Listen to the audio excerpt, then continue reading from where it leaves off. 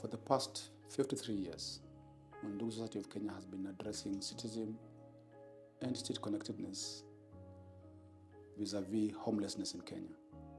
The state of homelessness in Kenya is at an alarming stage, partly because our anecdotal data shows that there is no official data that gives the true picture of homelessness in Kenya.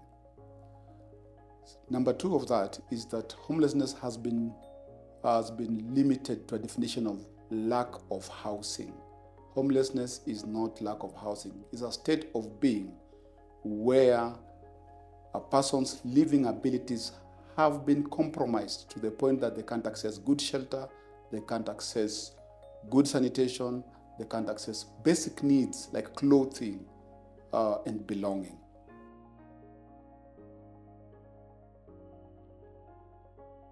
A number of things have changed over the years. First, it was that street was a place you'll visit to go and look for work and go back home. But over the years, streets have become homes for some children who were born on the streets, who don't know where their parents came from, and who parents maybe don't want to go back where they came from. Partly because street life has a support system. And the support system is the failure of the government structures.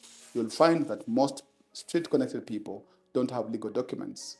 They don't have ID cards. They don't have birth certificates. And most of them haven't gone to school. So meaning, Kenya being a paper society, they are extremely excluded. So street-connectedness has now evolved into homelessness because most of them have actually no place to go back to.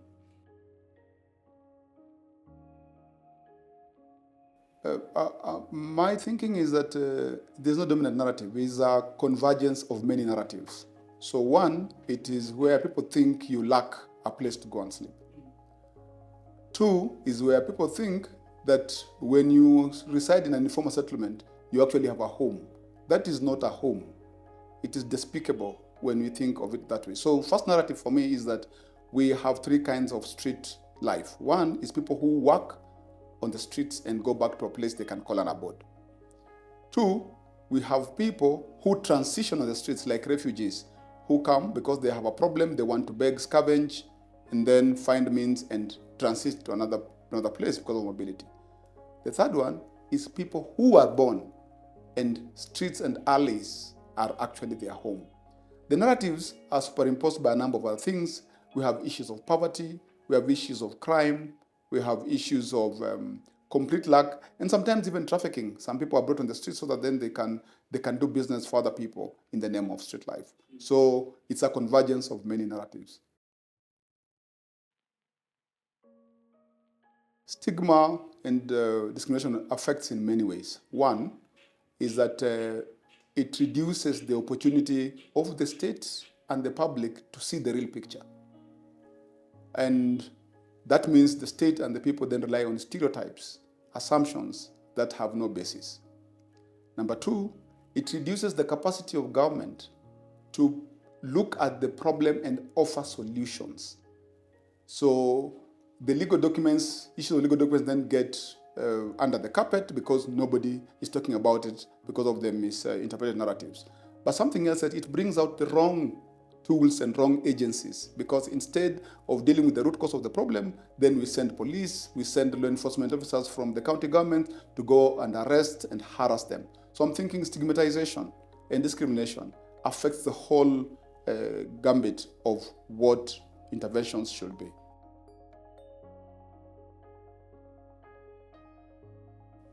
Many things, but the first thing is denying that there is actually a problem.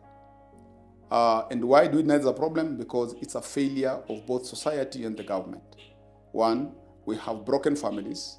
We have societies that are not functional. And that means there's no support system for anyone who may be getting challenges. But two, we have governments that have development patterns that do not respond to the needs of the people. Let me just pick an example of the current government. I mean, taxation is almost taking 50% of people's salaries. If you have other economic dynamics that you are dealing with as a person who is employed, you are just one event away from homelessness. You're just one event away from poverty. So my thinking is that we have generalized most of the programs and most of the laws, there's a need for us to look at it intersectionally and find out how does poverty, for example, or how do policies affect people differently because of the different identities that they hold. The prospects of thriving are almost nil. Why? Because number one, you need a support system to go to school. You are likely you have a parent who doesn't care about school. Because why? They are looking for basic needs. They need to find you food. Number two, your milestones health-wise get compromised because you need to have a parent who still thinks about you going to get vaccinations and all. That is not there. But number three, remember, most of these people, for coping mechanisms, are on drugs, substance abuse, and so they have disorders, mental issues. So when I look at the whole game line of what prospects are there, I can tell you out of 10, maybe only one is likely to get help. And why? Not necessarily from the government, most likely from an non-state agency like Undugu Society of Kenya. And if we do not get the policies right, and we don't get the programs right, and I'll give you an example. I think one of the county governments, whether it was in Uasin Gishu, they picked street children and dumped them in a forest. Why? Because they have misinterpreted the concept of what street life is about. As Undugu Society of Kenya, we have worked with street-connected children and families for 53 years. We have developed models which looks at a mind shift of street-connected children, of street youths. And these models are in three types. One, we have the Street Youth Association model, which then takes young people in their bases or where is their meeting places and start talks that cause mind shifting without removing them from the supply of drugs. And because we think resilience is built better when you are in the center of the supply and you can resist. The other model is the community child right clubs, where children that are out of school, that are in those communities, which are those bases, then are rescued and taken through some learning.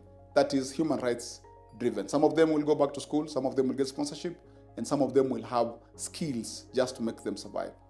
Then we have village learning associations that deals with adults, especially women, that then we believe they have money because they buy drugs, but then work with them to channel that money in the right causes. So the perception that you see crime, you see trouble with street-connected children is because as a society, we are trying to run away from the realities that we face, the results of our development, but the results of our broken social systems.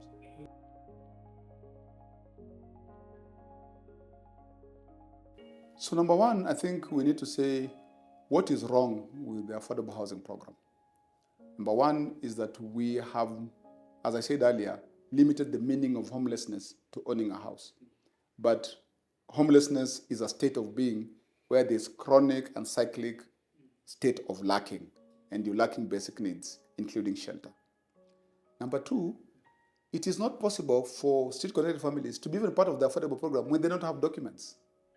And therefore, the program has not been set with street-connected people in mind. It has been set for another class of people. And a good example is when they tried to upgrade the slum of Kibra at some point and made the people of Kibra to go to the houses that had been upgraded.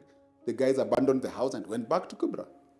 The reason is that they are not part of the design, so they do not understand the sociology of those houses and what they aim to achieve. So for me, the affordable housing program will only make sense if the government decides to create models that are affordable. The current model that they have requires mortgage. How many street people would actually be able to access a bank to get a mortgage? How many people will even be able to pay 4,000 per month? Yet these guys are struggling to find food and they can't have 100 shillings even to find for a day. And don't forget, even in those informal settlements, accessing a toilet requires that you have 10 shillings. So if you have 4 children and everyone must go to the toilet once a day, you require 40 plus you and your husband or your wife, you require 60 shillings in a day. So it simply means that affordable housing program hasn't been well thought out, and it has nothing to do with the street-connected families in mind. So first thing I think the government has done well is identified street-connected families as an at-risk group. That is one. But number two, they have also identified them as a hard-to-reach group. So the first thing I think is for us to sit down and agree on what does it mean to be a street-connected person. That should be clear. Number two, if we are able to work together to kill some of the stereotypes and enlighten the public of what homelessness and streetism means. Having done that is then to go back to the policies and programs the government has had, and maybe one has been the Street Children Rehabilitation Fund. In its own merit or dismerits, they have not really focused on the problem.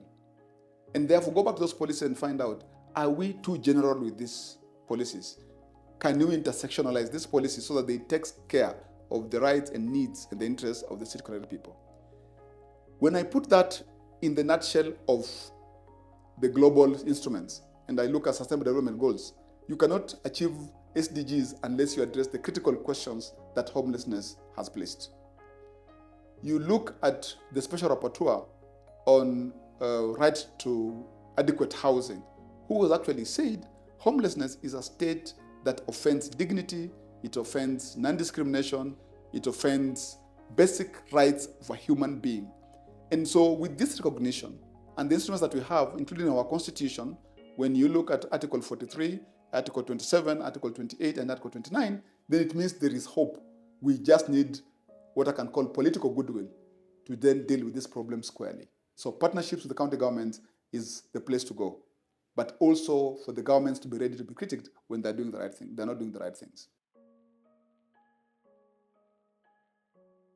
We have, thank you for that. We have case studies. We have people who are out there who are once street-connected people. Through our intervention, they have gotten a better life. I'll just speak about three. We have Mercy Gishengi. Mercy Gishengi has been a manager with ActionAid. She was picked from the Nora dump site by the late Father Arnold Kroll, and she was taken through school. And now she serves the society. We have Elias Obando, who works with the ILO, was rescued 3-4 times. Rescued and running away and being taken back. He was taken to school and now serves society. So when we look at that, and cases like Edwin Nzuki, who now runs a bid making business out of our interventions, and the many, almost like, for example, in the past 1 year, we dealt with almost 1,000 young people who have left street life and are now doing work either through apprenticeship, or they've been placed, or they've been taken to vocational colleges that are not necessarily paper-driven. And with that, we think there's actually hope in future if the right programs are put in place. Being on the street is not anybody's option. It is good for the society to know that some of these things are circumstantial. However, we must be asking ourselves, how do we contribute?